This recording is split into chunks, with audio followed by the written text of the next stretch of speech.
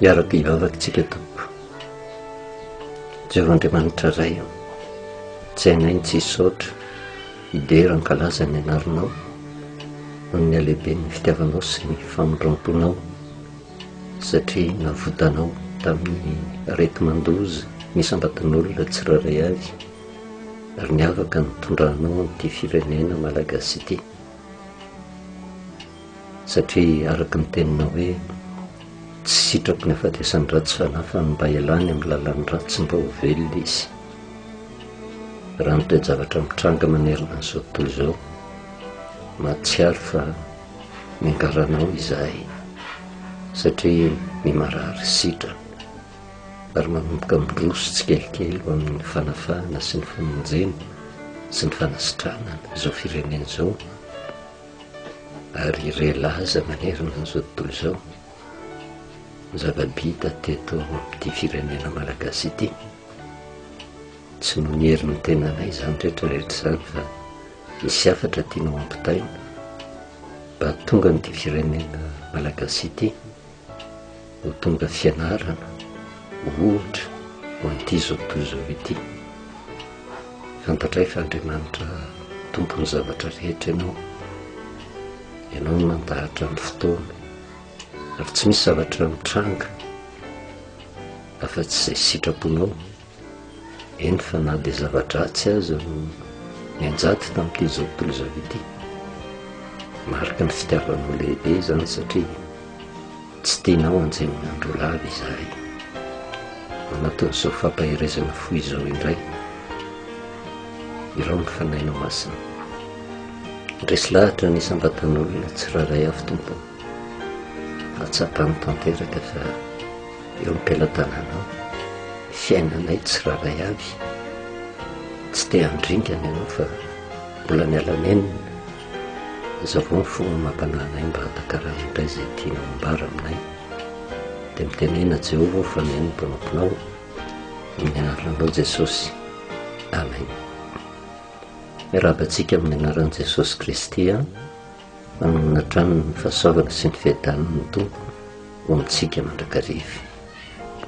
Misaotra an'Andriamanitra lehibe dia lehibe tsika satria ahafany tantana eny amin'ity firenentsika ity, araka ny nambarantsika hoe Andriamanitra mijery ny toe-panahin'ny olona, mijery ny fitaraina ny olona rehetra, satria tsy misy izay tsy mitady famonjena avy amin'Andriamanitra avokoa ny olona, na inona mety eforonana ara-pivavahana misy ny tsiraray avy, dia fitarainan'ny olona no hitan'Andriamanitra ary honen'Andriamanitra eo anatrehany izany rehetrarehetra izany. Tsy mandringana izy ary mahatsiaro mihitsy isika fa isan'ny olom-boafidin'Andriamanitra ity firenena malagasy ity, ary tiany hanehoana zava-magaga amin'ny isambatan'olona tsiraray avy, ary mba ho tonga ohatra amin'ny firenena amin'ity izao tontolo izao ity mihitsy. Raha ny toe-javatra misy hatreto, 7 andro izay no nidirantsika tao anatin'ny fihiboana. Raha araka ny nambarantsika teto hoe toe-javatra mitovitovy amin'ny zavatra mitranga tany amin'ny mponina Ninive no zavatra mitranga teto Madagasikara. Tsy hijerintsika izay toe-javatra misy manerina an'izao tontolo izao, fa azontsika antoka fa tao anatin'izay 7 andro izay tao ny nidiran'ny Paska, izay nazavaintsika hoe ny Paska tsy mariky ny fahafahana tanteraka na mariky ny famonjena tanteraka, fa fiatombohan'ny fanafahana ary fiatombohan'ny famonjena. Tsy mbola tapitra teo ny ady eto amin'izao tontolo izao, fa mbola mitohy. Tapitra ny 7 andro tamin'ny tantaran'ny Ninive, tsondravan'Andriamanitra izany tanàna izany, ary jerevantsika foy izay tantara izay mba hisidomantsika lesona. Tapitra koa ny 7 andro dia hitantsika fa miroso tsikelikely ho any amin'ny fanafahana, ho any amin'ny fanasitranana, ho any amin'ny fandresena ny firenena malagasy. Ary izany rehetrarehetra izany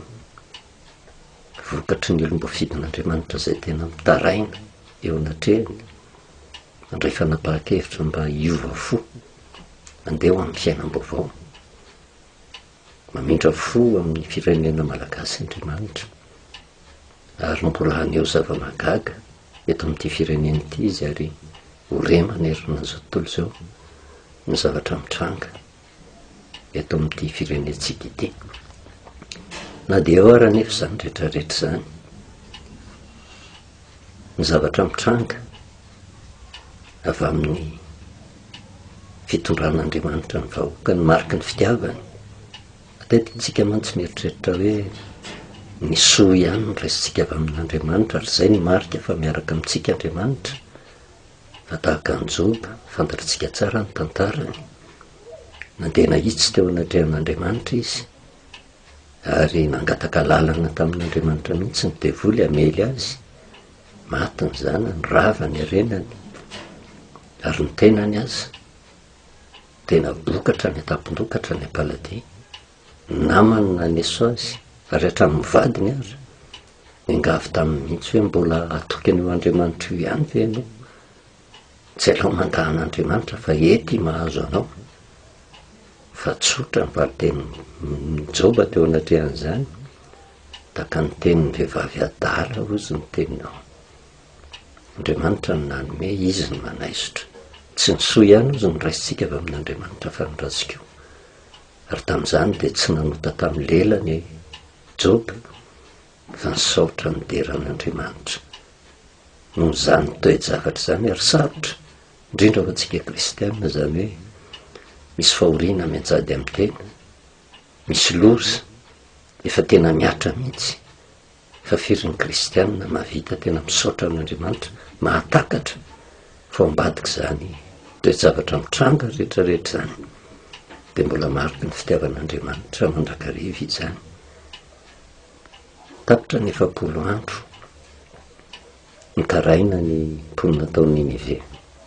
miala tamin'ny ratsy, nanenina tamin'ny loza Andriamanitra ary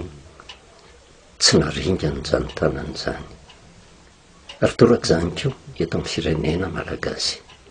raha ny fiodinantsika sy ny fimononmononantsika ozytsika, efa tokony ho lanindringana teto isika ary tokony tena ho tradoza avokoa. Fa misy ampiny nefa zany rehetrarehetra zany. Maninona no teto Madagasikara no nisy ny fiarovan'Andriamanitra manokana, tsy hoe ty firenena ty fotsiny no tian'Andriamanitra, fa tian'Andriamanitra mbo fantatro ty zao tontolo zao ty fa ny Andriamanitra nanao ny lanitra sy ny tany, tsy Andriamanitra masika be fa Andriamanitra mitsinjo ny olona, manenina ny amin'ny loza ary te ampiverina ny olona ho amin'Andriamanitra. Ary tsika efa niresaka teto hoe tsy mbola nisy takan'izao teto amin'ity zao tontolo zao ity. Fa na inona toerana nisy ny olona, firohana ara-politika, firehana ara-pivavahana,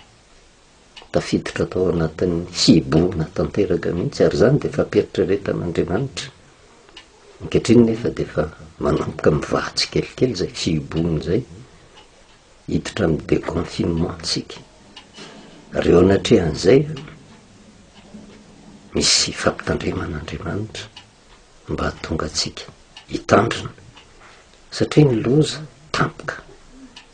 tsy ampozina ny fahatongavan'ny loza ary tsy nampilaza mihitsy manerana an'izao tontolo izao fa tampoka ny nahatongavan'iny valana retin'iny. Samy mikaroka daholo ny manam-pahaizana rehetra mba hivoahanao anatin'izany. Ary no ny famindrom-pon'Andriamanitra dia miasa izy amin'ireny mpikaroka ireny, miasa izy amin'ny fitondram-panjakana izay mitady ny hevitra rehetrarehetra mba hisiny ny fahasalamana, tsy hisiny ny fahafatesana eo amin'ny olona tandremany. Ary ireny rehetrarehetra ireny dia hevitra avy amin'Andriamanitra avokoa mahatonga an'izany rehetrarehetra izany. Tsy maintsy hivoaka ho mpandresitsika na tena na tsy tena, ary izay ny voalazan'ny soratra masina. Feonatrehan'izany no tokony hitandrina, tsy tokony hisioka hoe tafavoaka ny ala, fa Andriamanitra mampiomana atsika mba hitandrina fa tsy hilaozana loza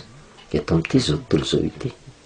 Coronavirus iny nandalo manerina an'izao tontolo izao fa tsy fantatritsika koa zay toejavatra mbola hitranga samy niezaka daholy miato tamin'izany valana retin'izany mitady ny vahaolana rehetra sy ny fanafody mba hitondra fanasitranana elana amin'ny fahafatesana ary manomboka miditra amin'izany fanafahan'izanytsika izao kanefa rehefa tena tafiditra hoe hita daholo ny fanefitra rehetra eo ny tokony hitandremana tsy hoe faly fotsiny afaka ny loza anankiray fa Andriamanitra mampiomana antsika hoe mitandrema fa tampoka ety amin'ity zao tontolo zao ity tsy misy zavatra tsara fa zavatra ratsy daholo ny eto tsy laozan-dosa ary ny olona zay nahatsapa ny halehiben'ny loza zay niatra taminy no afaka mitandrina afaka miambina eo anatrehan'izay ka raha misy ny manaraka dia efa niomana dia mimeloa ary eo indrindra no ambaran'ny soratra masina raha ny zavatra voalazan'ny Paoly ao amin'ny Tesalonianina voalohany toko fahadimy andininy voalohany ka hatramin'ny fahatelo ozy miambarana resaka mahakasika ny fiharian'i Kristy izy ity fa raisitsika eo amin'ny sehatra ara-bakiteny sy ny ezaka ataon'ny olona amin'izao vanim-potoana izao hoe fa ny amin'ny andro sy ny fotoana ozy ry rahalahy dia tsy misy tokony ho soratako aminareo satria ianareo mahalala marina fa ho avy toy ny mpangalatra amin'ny alina ny andron'ny tompo raha misy olona manao hoe miadana sy mandro fahizay dia anjoa azy tampoka ny fandringanana toy ny fararian'ny vehivavy raha miteraka ka tsy afa mandositra mihitsy izy entina ilazana ny zavatra mitranga amin'ny andro farany dia afatra napetraka Paoly apôstôly ity hoe ny fahatongavan'i Kristy dia taka ny fiavan'ny mpangalatra tampoka tsy apozina amin'ny ora tsy eritreretana ary torak'izany ko io toe-javatra mitranga manerina n'izao tontolo izao io sy mitranga eto Madagasikara tampoka ny nahatongavan'io loza io ary vokatr'izay loza izay no mikarohana ny vahaolana rehetra mba fa miady amin'izany valana retin'izany ary manomboka hita izy kanefa na eo raha ny fanefitra mila mitandrina tsika araka ny tenin'ny Paoly apôstôly hoe raha misy olona manao hoe miadana sy mandro fahizay ozy anjoa azy tapoka ny fandringanany tsy tokony mandrimandry manana retinitsika fa tsy ho ianangena retina mitranga miteraka famonony fandringanany fa be dia be ny aretina eto amin'ity zao tontolo izao ity na dia tsy miatra amin'ny firenena rehetra azy miainan'izany daholo ny olona ny tazo mahery ny pesta sy ny zavatra maro isan-karazany ary ny fahafantarana izay loza izay tampoka nahatongavany no fahana miomana mandrakariva ary izay no afatra izay hitantsika ara-bakiteny teo anivon'ny fitondrany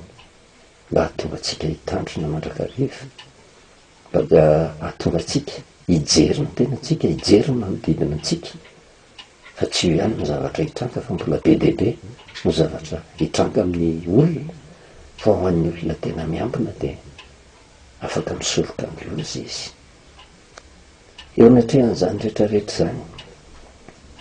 araka ny nambarako hoe zavatra mitranga manerina n'izao tontolo izao avelan'Andriamanitra hitranga fa misy afatra tiany ampitaina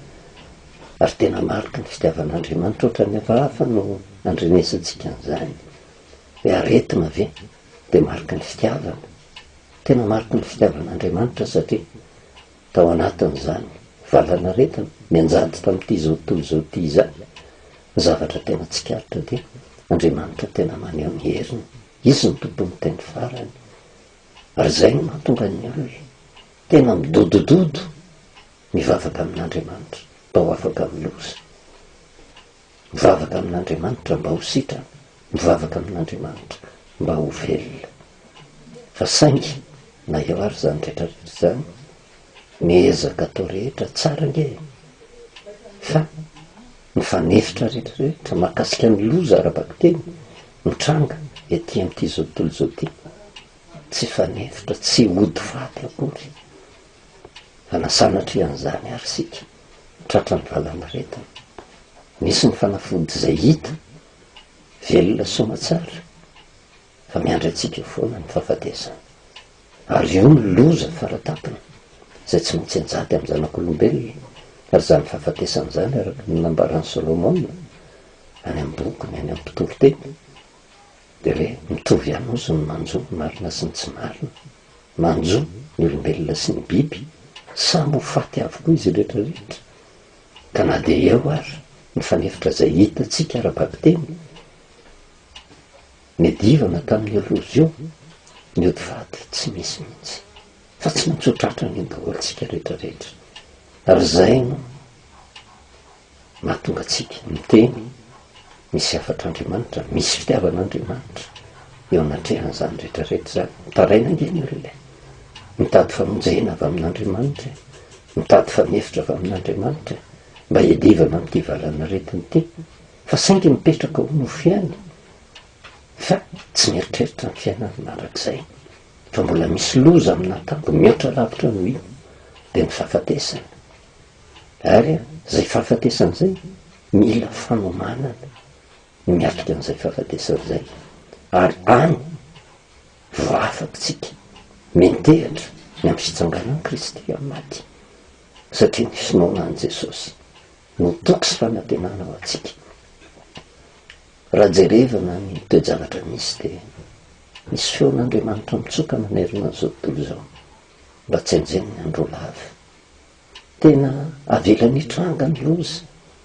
ary tena siatsika natioraly eo amin'ny zanak'olombelona ny mitady ny fanafody mba hiadivana amin'ny aretina,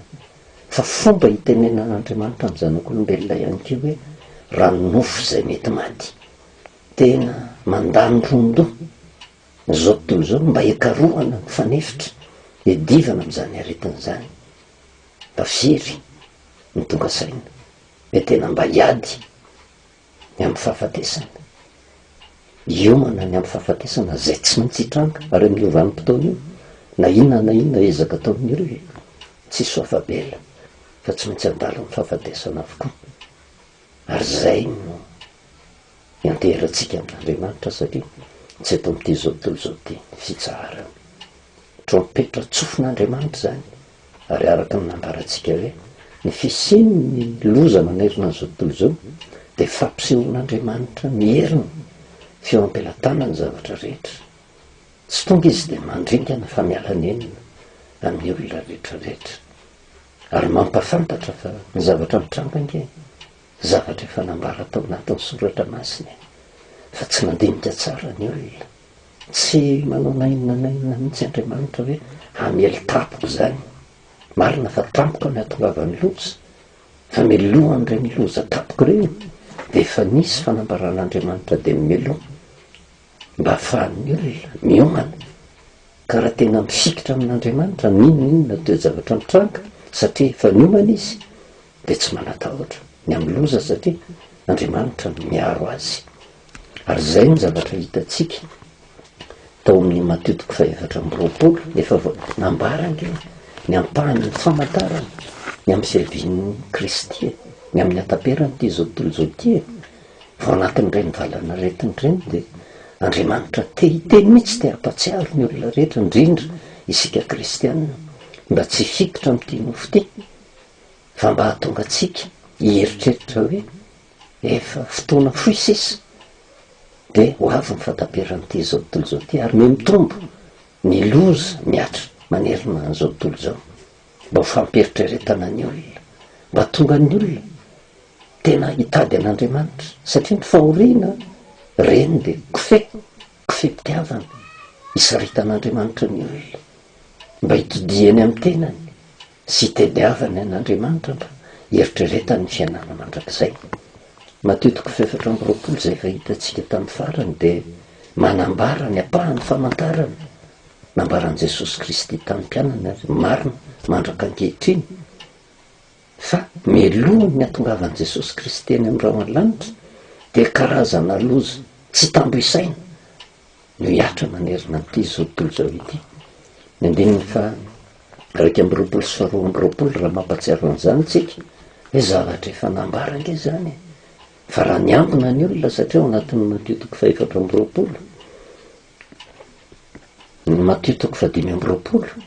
dia manafatrafatra Jesosy manome ny famantarana rehetra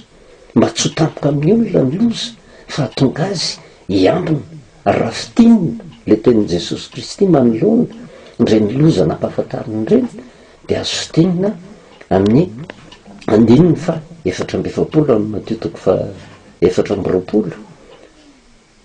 zao ny voasoratra hoe ko miomana kosa ianareo izy fa mizay ora tsy ampozinareo mioevininy zanak'olona taka ny fahitantsika tamin'ny ambaran'ny Paoly apôstôly hoe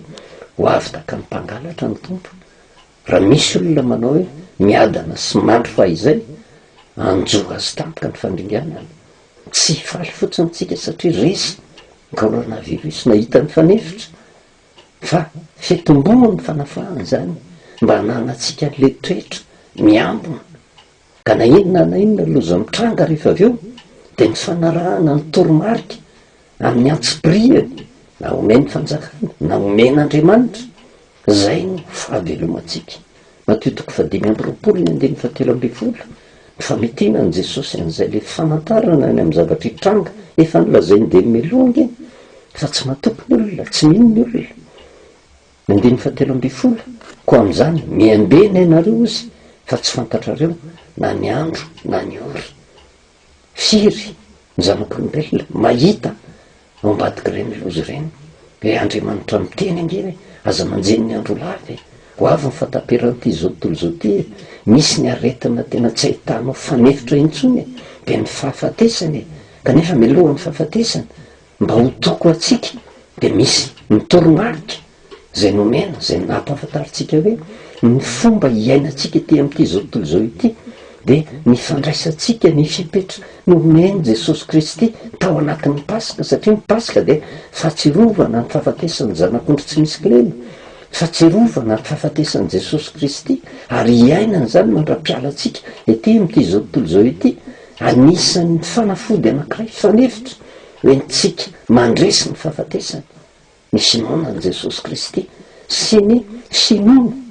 ny famantarana rehetra fa misy fepetra takiny eo anatrehan'izay hoe raha tonga ny loza miambena raha tonga ny loza miomana fa tampoka aminareo zany rehetrarehetra zany ka raha tampoka dia mila mailo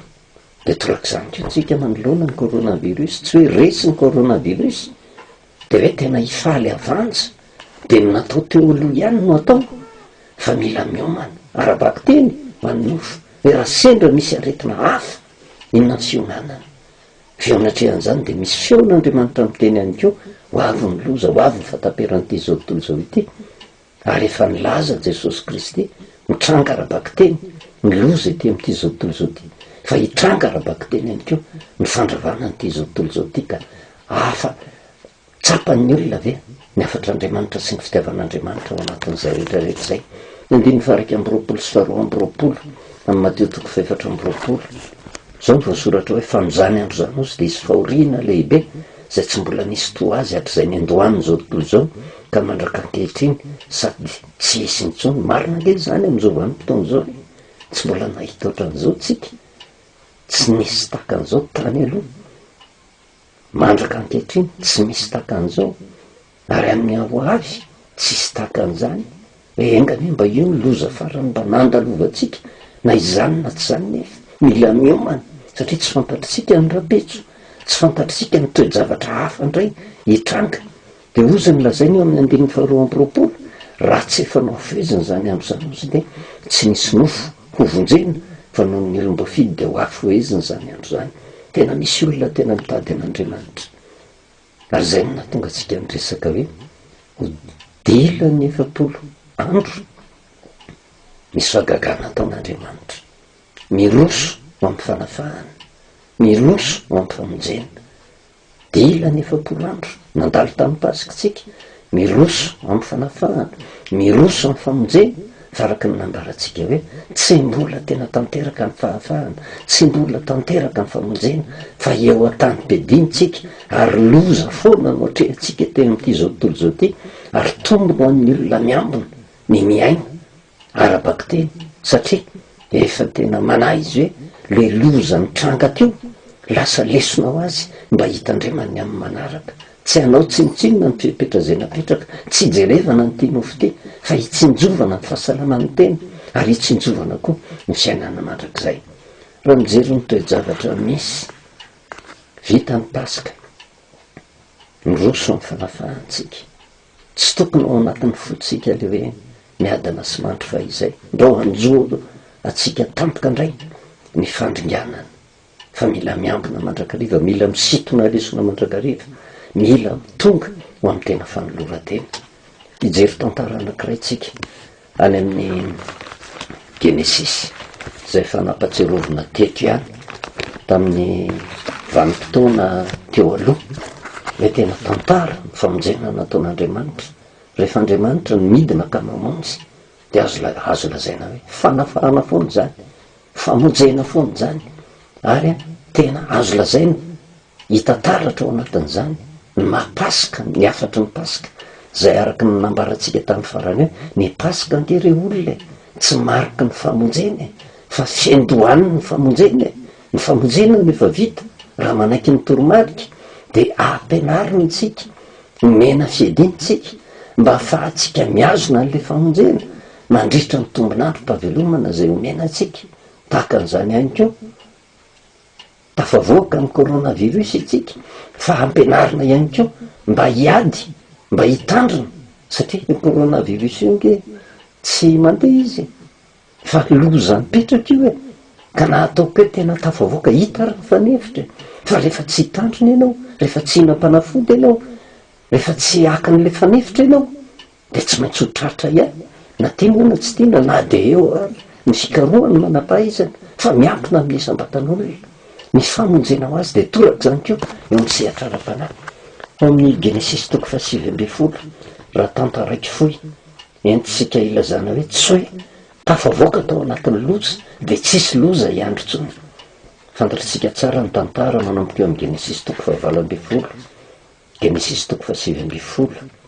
mba devoir menantsika zany hoe vakeo ny atokantrano any fa io toe-javatra io ny zavatra mitrangage amin'izao vanim-potoana izao fa raisitsika amin'ny hevitra ara-panahy tafapaka tamin'ny lanitra ny fahotany ny zanak'olombelona nanenon'Andriamanitra ny amin'ny nanaovany zanak'olombelona ary tapa-kevitra izy andrava ny tanàna ny Sodoma sy Gomora. Tsy nafeniny any Abrahama izay eritrerin'izay hoe tena horavako Sodoma sy Gomora ary teo natrehan'izay nangotika ny fon'ny Abrahama satria olombelona tahaka azy ihany ny ao Sodoma sy Gomora. Tao ihany koa nefa ry Lota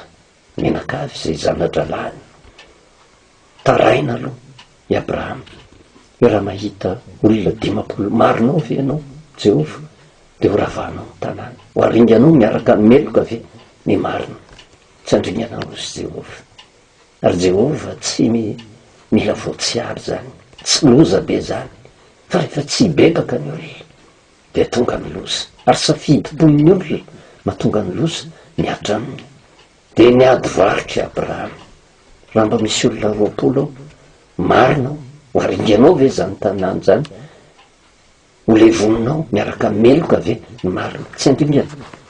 ny olona noho ny amin'ny olona 20 marina ao izy Jehova. Mbola niady varitra ihany Abrahama. Genesis toko 9:20 ny 2:30 ary hoy izy Abrahama no miteny aokaneo izy mba tsy ho tezitra ianao tompo fa hiteny zao ndray mandeha zao ihany aho, angamba 10 no hitao. Ary hoy Jehova tsy mba handringana izy no 10 zany hoe raha nanisy olo marina tao tsy niravahan'i Jehova ny tanàna dia azo antoka na dia tsy voatantara ary fa tena niady varotra mihitsy i Abrahama. Mety tena nilaza mihitsy hoe tena Lota nge ao ny zana-dralahaka reny angamba mba marina dia ho aringanao ve zany tanàna zany, fa matoa niravahan'ny Sodoma sy Gomora tsy nahitana olo marina tao na dia ndray aza. Mba tsy hatonga antsika koa hoe tena eritreritra hoe ny angalan'Andriamanitra ty firenena malagasy ty marina ty firenena malagasy ty ka zany no tsy nahatonga ny loza be dia be takan'izay hita any amin'izao tontolo izao fa noho ny amin'ny olom-bofidy ozy Jesosy Kristy ho afoezina zany andro zany, satria raha avelan'Andriamanitra hitohy ny loza tsisy nofo azo vonjena na ny kristiana raha mety salasala hoe tohatra ny tsy misy zany Andriamanitra zany, fa tian'Andriamanitra mihitsy zany ampahafantarina ty zao tontolo zao ty hoe misy an'le Andriamanitra mbola mitsinjo miantony tena tsy andravan'andriamanitra an'ity zao tontolo zao ity. Fa tato Sodoma sy Gomora tanàna anankiray io teo zavatra io fa nitenen'i Jesosy Kristy hoe ny zavatra hitranga konge any ampara nozy Jesosy dia mitovitovy amin'ny zavatra nitranga tany Sodoma sy Gomora, ny hinana ny olona, ny faly ny olona, napakabady ny olona, ny sotry ny olona, fa tamin'ny ora tsy napozina dia zao tonga ny fandravana ny tanàna Sodoma sy Gomora. Ary tsy afaka hiteny mihitsy Sodoma sy Gomora hoe tena tsy nampitandremana izy, fa nampitainy Abrahama tamin'ny Lota, zany afatra zany. Ary misy ny anjelin'Andriamanitra zay tonga tany amin'ny Lota mihitsy, niteny tamin'ny Lota hoe mbola manana olona ato amin'ity tanàna ity ve ianao. Genesis 3:20, ny 2:20, aroa izy roalahy tamin'ny Lota, mbola manana atokoa va ianao izy dia zay vinantonao lahy sy ny zanaka ao lahy sy ny zanaka ao vavy, ary nazovy anananao atao tanàna eto miala amin'ity tanàna ity. Azo antoka mihitsy tamin'izany vanim-potoana zany satria miaina tao Sodoma sy Gomora. I Lota niteny alefa nge dia tonga dia mitatra dia tsy maintsy nilaza izy tamin'ny namany, nilaza izy tamin'ny sakaizany zay ponina tao Sodoma, ary ny vinanto vavy, ny vadiny, ny zanany niteneniny andaotsika hiala fa horavan'Andriamanitra ity tanàna ity. Tsy afaka milaza Sodoma sy Gomora hoe tsy nandre, fa tena miala nenina satria raha nampitaina tamin'ny namany zany. Satria nitenin'le izy roalahy tamin'ny Lota nge dia tahaka ny fanirahana azy mba handeha hitory amin'ny rehetrarehetra. Tena misy Andriamanitra andrava n'ity tanàna ity satria ratsy ny fomba ny tanàna eto, mpanota miliba ny amin'ny araky ny nofo horavan'Andriamanitra ity, fa mezan'ny olona izy. Eo amin'ny 9:13 fa horavana ity tanàna ity satria efa lehibe ny fitaraina ny eo anatrehan'i Jehovah ka naniraka anay Jehovah andrava azy. Dia nivoaka ny Lota ozy ary niteny tamin'ny vinantony zay fanambadiny zanany vavy ka nanao hoe miainga miala amin'ity tanàna ity, fa horavany Jehovah ity tanàna ity, fa nataon'ny vinantony tahaka ny mpanao vazivazy izy. Tena tsy minono mihitsy hatramin'izay tena ohatran'izao ny fiainanako, ahoana no atongavan'izany rehetrarehetra zany. Na ny vinantony aza zany hoe fa isan'ny miankohonany, tena tsy mino mihitsy tena manao vazivazy keo zany rafozan-dahako zany, tena tsy mino izy. Ary tsy nanaiky hiala tao Sodoma sy Gomora fa ny fiainany tohizany hatrany, ary azo antoka fa tsy maintsy nampitainy tamin'ny olona rehetrarehetra. Zany afatra zany hoe horavan'Andriamanitra ny tanàna ny Sodoma sy Gomora, fa neson'ny olona, narabirabin'ny olona, ny fosain'ny olona, tsy nino azy ny olona. Takany amin'izao vanim-potoana zao ange za dia matahotra mangovotra no fimonomonona ny amin'ny toe-javatra mitranga eto amin'ny firenena, fimonomonona ny malagasy satria mbola ao anatin'ny fahasalamana, satria mbola arovan'Andriamanitra, satria mbola tsy tratra ny aretina. Dia ny fimonomonona na natao be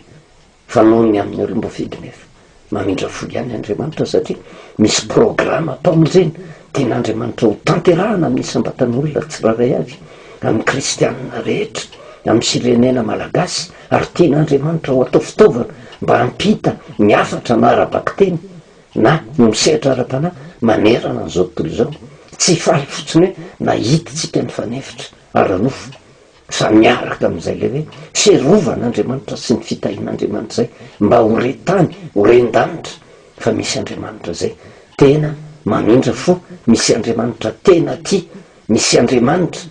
tena mahatonga n'ireny loza reny mba ho kofe isaritana ny olona, mba tsy anjeny ny andro lava, fa hihevitra ny fiainana mandrakizay. Fa teto tsy niraray ny tanàna, ray tanàna ray manontolo tsy nirara. Ozy nylazainy Jehovah, raha mahita olo marinao aho tsy horavako ny tanàna. Kanefa tsy sevitra, tsy maintsy mivoaka ry Lota, niravana Sodoma sy Gomora. Ny dikan'izay zany tsy nahitana tao Sodoma sy Gomora na dia olona ray marina azy. Ary eto rehefa mandinika tsara ny soratra masina, na i Lota sy ny vadiny sy ny zanany aza dia zao tsy hita ihany koa teo anatrehan'i Jehovah fa marina,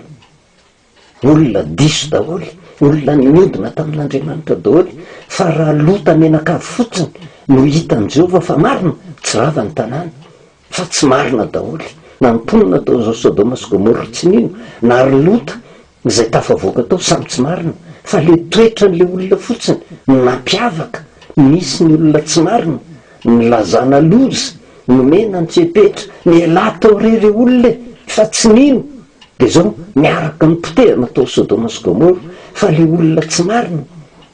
Lota menakavy tsy marina fa nandre ny afatra nandre ny baikin'Andriamanitra ny fitantanan'Andriamanitra azy mivoa mandana mandositra ao zany hoe aza manao ny fomba ny Sodoma sy Gomora tsony olona tsy marina izy fa miaino ny afatra de olona tsy marina no vonjena ary zay ko tsika firenena malagasy zay ko tsika kristianina tsy mifahamarinana tsika na de atao hoe olom-boafidy ary tsika tsy marina tsika fa diso isika fa saingy raha diso isika de manaiky ny fitantanan'Andriamanitra manaiky ny fipetra apetrak'Andriamanitra mba hahatonga atsika ho vonjena ary zay ny antony natafavoaka any Lota menakavy le olo tsy marina le efa mianaka tsy marina fa nanaiky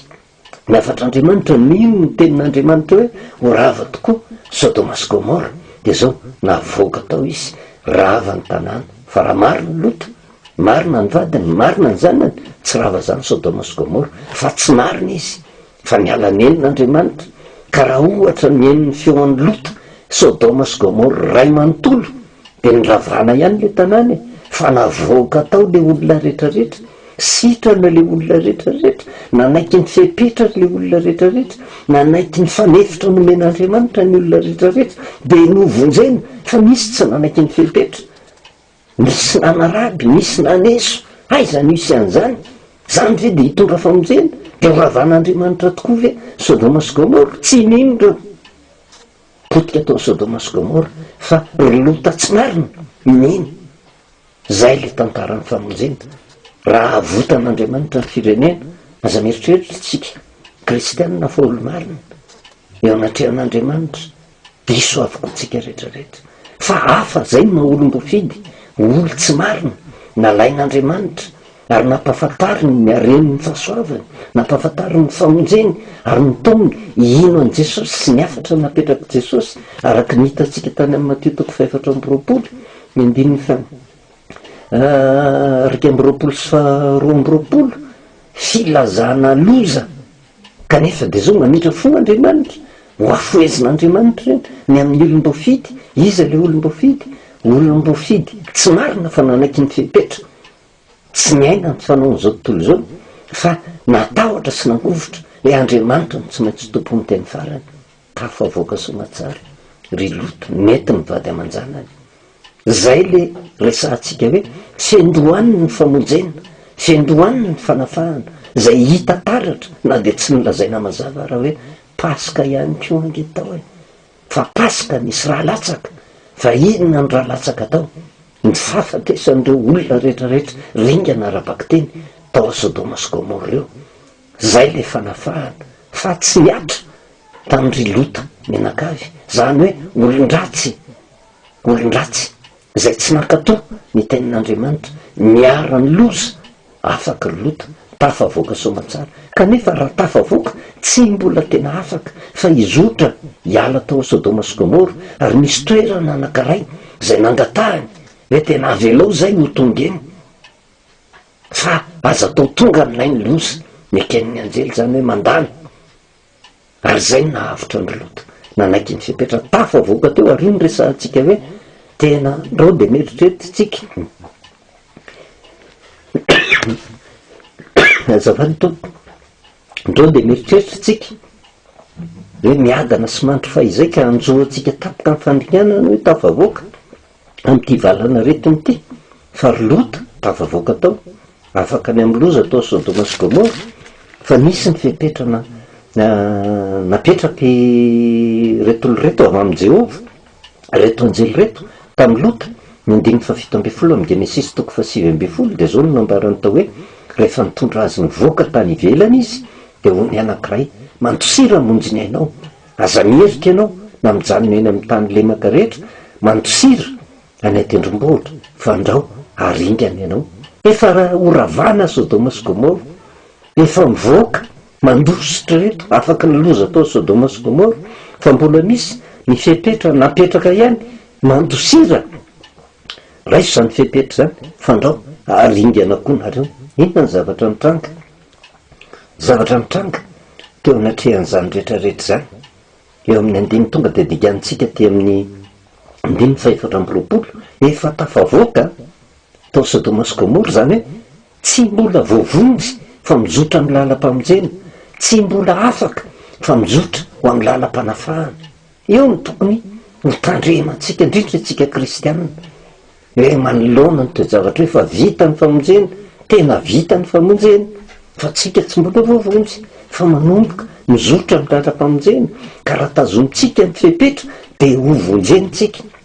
hovonjena de zay koa ny zavatra mitranga satria tantara ny kristianina ty ary mampiseho fa vitsy ange no vonjena any amparanosy ny lazain'i Jesosy Kristy de tahaka an'io Sodoma sy Gomora io firifiry ny olona tao fa efa mianaka no navoaka tao fa tao anatin'le efa mianaka indray na de teo ary nisy ny fepetra aza mierikerika zany aza mijery tsony zay zavatra mitrangany fa zoro ny lalana mitandrema atao zay atongavanao eo amin'ny toerana anankiray zay fa no manin'Andriamanitra amonjenanao. Inona ny zavatra mitranga nefa ny andimy faefatra ambiroapolo ary Jehova nandasaka tamin'ny Sodoma sy Gomora sy Solofara sy afo avy tamin'ny Jehova tany an-danitra ozy ka nandravy ireny tanàna ireny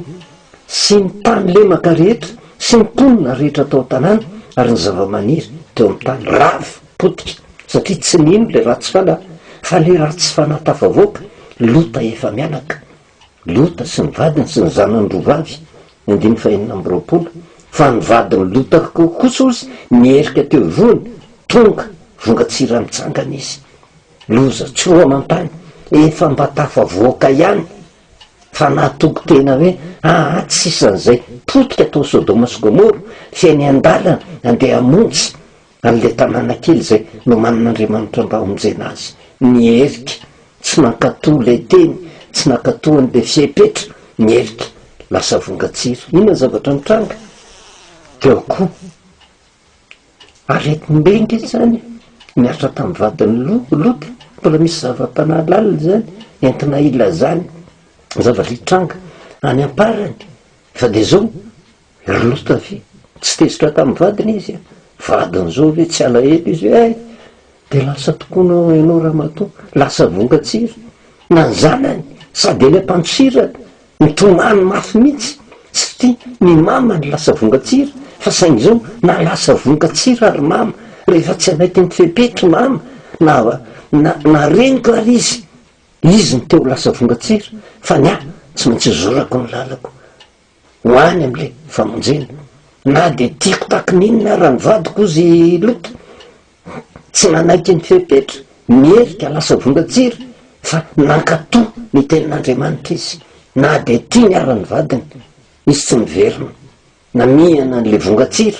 fa lasa nitohizany lalany safidy io ary zany rehetrarehetra zany anisan'ny zavatra tokony hitandremantsika hoe manomboka tafavoaka tsika ary mila fitandremana eo natrehan'izany tsy hoe tafavoaka ka isioka tsy hoe tafavoaka ka hiteny taka ny nambaran'ny Paoly apôstôly hoe lasa zay ny loza fa mbola misy ny loza be dehibe zay miandry atsika eny ampandehanana eny ndreo de miteny hoe miadana sy mandry fahizay ka anjoatsika mifandringanana ozy ny lazainy afatra arabaky teny zany hiatra ranofo fa misehatra ara-panahy ihany keo indrindra ho atsika kristianina raha tsy misy fiovampo eo anivon'ny fiangonana rehetra raha tsy misy fiovampo eo amin'ny isam-patan'olona rehetra mba hiverina ho amin'ny famarinan'ny soratra masina fa ny teo aloha ihany no iainany misy ampinika Andriamanitra mahatonga mpitsahatra ny fiangonana rehetrarehetra de tokony hiaiky fa tahaka ny tao Sodoma sy Gomora miainao Sodoma sy Gomora tsika ratsy avokoa tonga ny loza fa mbola misy lalana sy vitan'Andriamanitra hoe ndao rery olona andosika sehatra ara-panahy io andao rery olona hitandriny hiala amin'ity fanaovana tsirampiny ity hiala amin'ity fifanesony ity hiala amin'ity fimonomonona ity sao de lasa vongatsira io efa tafavoaka fihinany zavatra mitrano mbola misy loza miandry any tahaka ny zanak'Israely ihany keo ange tafavoaka tao amin'ny tany Egipta fiandohany ny fanafahana fiandohaniny fa monjay fa vokatra ny fimonomononana tsy zakany Jehovah zay hitantsika tany amin'ny nomeritiko fa efatra ambifolo inona ny zavatra mitranga tamin'ny zanak'Israely rengana tany any efitra daholo loza miandry mandra-patongany amin'ny tany Kanana ary zany koa ny zavatra tian'Andriamanitra mpitaina amintsika hoe tsy hoe falitsika fa tafavoaka fa mbola misy ny loza ara-baky teny miandry fa saingy tokony hitondra lesona ao antsika iny zavatra mitranga manerina n'izao tontolo izao iny mba hitandrematsika aneketsika mpitondra sy ny afatra marina rehetrarehetra mba ho fiarovana ny atsika fa ny zavatra lalindalina ao anatin'izay hitodiatsika amin'Andriamanitra araka ny nambarako teny am-piandohana hoe fahafatesana tsy mahita ody faty zany tsika fa tsy maintsy mandalo ny fahafatesana na marina ianao na tsy marina fa manahoana ny fiomananao manahoana ny tsatsapanao ny fanavotana nataon'i Jesosy Kristy ianao fa manorotra lalana mba hizoranao izy mba ahatonganao ho isan'izay ho atsangana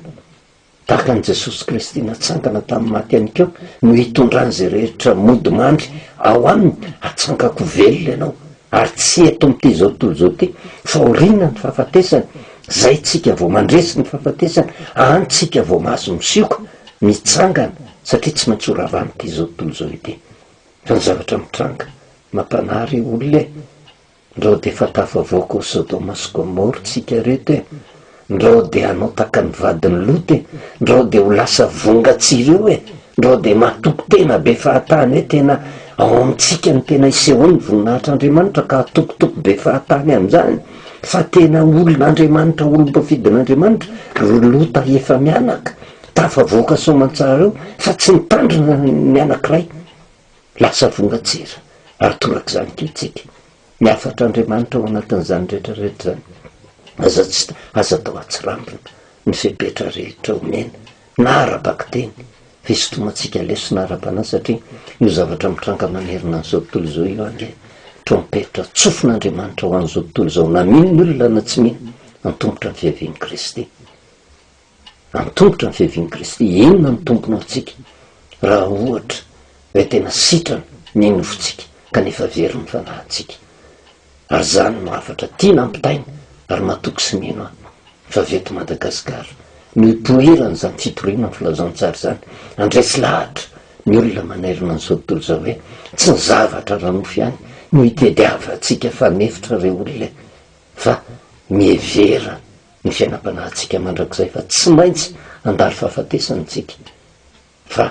io isan'izay hitsangana ve ary tsisy afaka ilaza irehare hoe hitsangana ka tena ho eo amin'ny tompo mandrakariva eo an-tany pedintsika mbola tena mitondra ny fanefitra rehetra mitambavy avy amin'Andriamanitra mba hahatonga atsika tsoringany loza hahatonga atsika tsoringana ka ho isan'izay ho any amin'ny afibe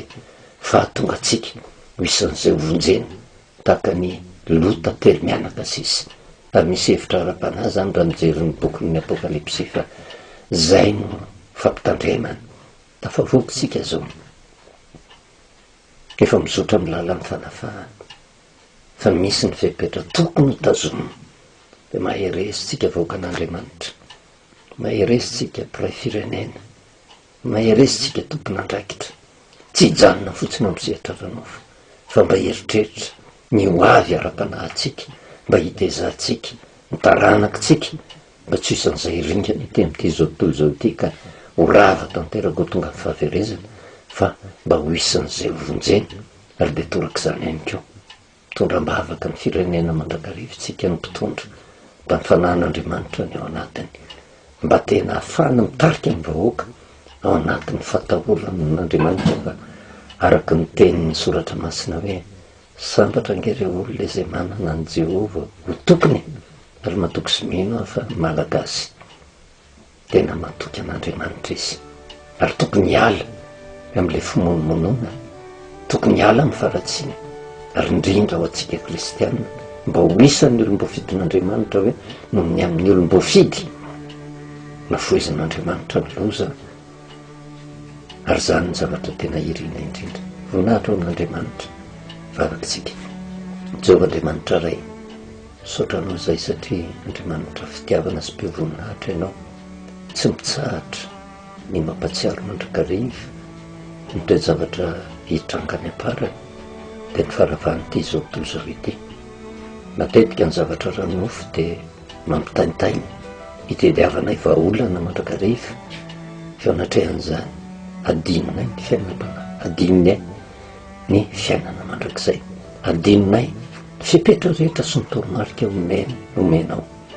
Ary ny matetika ty soratra masin'ity mihitsy no ahoditra edinay mpitory filazantsara mba tsy izoran'ny olona ho amin'ny famarina ka njova sy tapaka ny fandrikanana.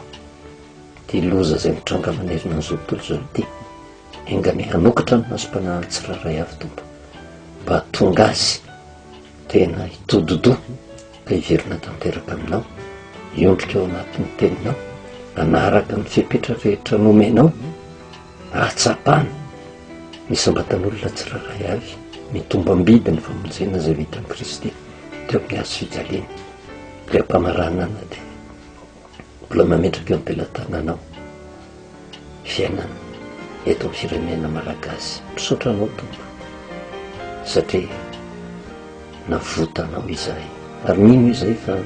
mbola hitony fanavotana izay ataonao. Arovo ny malagasy, arovo ny firenena, arovo ny mpitondra mba hanatahotra anao mandrakariva, ary tsy ho an'ny firenena fotsiny ihany fa mandona ny fonaina ny vaovao re manerina zao tontolo zao azy. Mamindra fo tompo oka ianao tsy ho tofoka, oka ianao hiala nenina mandrakariva satria mbola maro ny olona tianao hovonjena. Misaotra anao ny amin'ny zavatra rehetra nataonao ary dia meo anay ny hery mba afahanay mitandrina manomboka izao. Voninahitra ho anao raha io ny anaran'i Jesosy. Amen.